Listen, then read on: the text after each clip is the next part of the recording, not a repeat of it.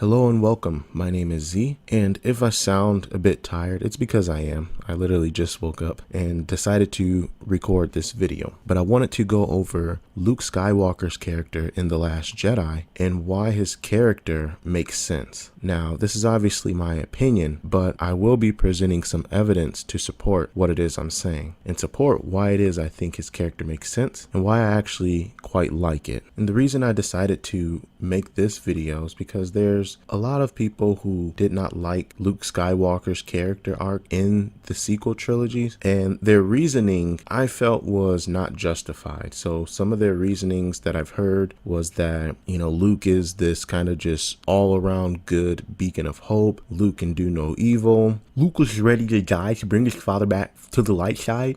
So the fact that he would try to kill Kylo Ren because he's dark just absolutely doesn't make sense. This is stupid. I'm not going to get into whether the sequel trilogies are good or bad, but I feel like a lot of the hate towards the sequel trilogies was unjustified, biased, and also hypocritical. But for today, we're just looking at Luke Skywalker's character and why his character makes sense. So without further ado, we'll get right into the video.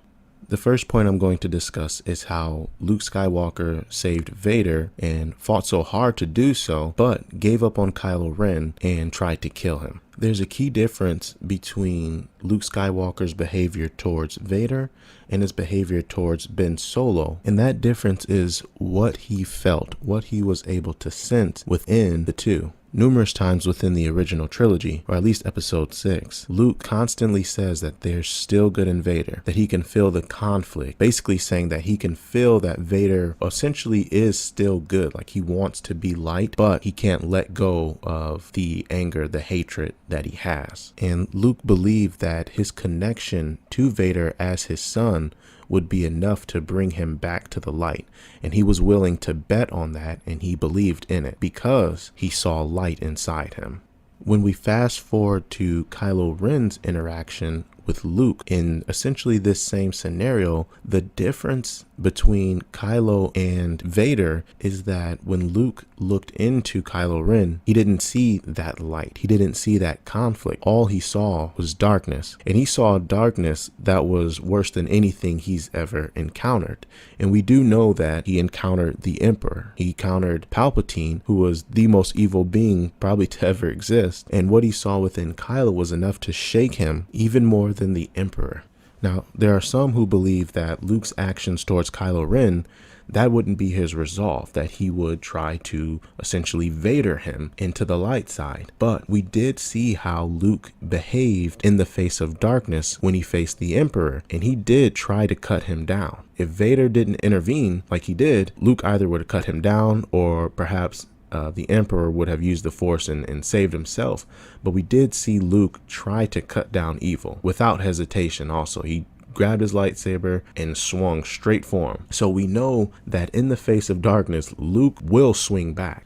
Now, where this differs with Kylo Ren is that Luke actually didn't try to kill Kylo Ren. He thought about it, he contemplated it, but ultimately decided not to. But by the time he made that decision, he saw that Kylo Ren was awake, aware, and angry. And Kylo Ren's actually the one who initiated the attack. He actually swings on Luke. Luke blocks it, and then Kylo Ren brings the building down on him. Now, this leads to the second part of Luke's character in The Last Jedi, and one that people also disagree with, and that's Luke's exile. Now, I personally think that Luke's exile makes sense. It makes sense for what he is, what he represents, and who his influences are as well. Luke's first master was Obi-Wan Kenobi, under the moniker of Ben Kenobi, who was in exile due to failure. His second master was Yoda, who was also in exile due to failure. So if you see the trend that's going on here, when a Jedi fails, they go into exile, or at least the two influences that Luke Skywalker had went into exile. So it only makes sense that Luke would do the same when he failed.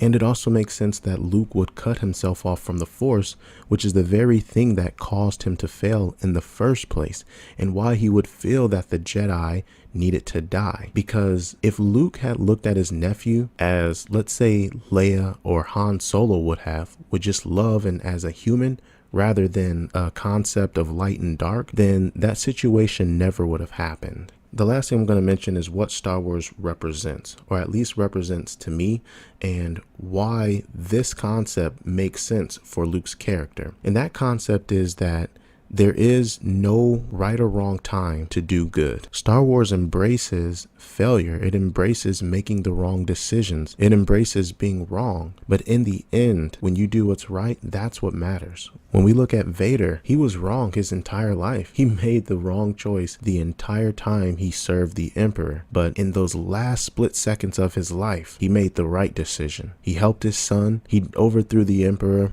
He brought balance back to the Force, and he did the right thing. And he ultimately became one with the Force and joined his former masters. To me, that's what Star Wars is about, and that's what makes Luke's character compelling to me in The Last Jedi. That's why I like him. I like him because he's not perfect. I like him because he made a mistake, and even though it cost him a lot, it cost other people a lot, he learned from it, and he atoned for his mistake, and he ultimately was able to join the Force like his father, like his former masters, and help bring balance to the Force once again in the end. But that's just my opinion on Luke Skywalker's character in The Last Jedi and why I ultimately enjoy him.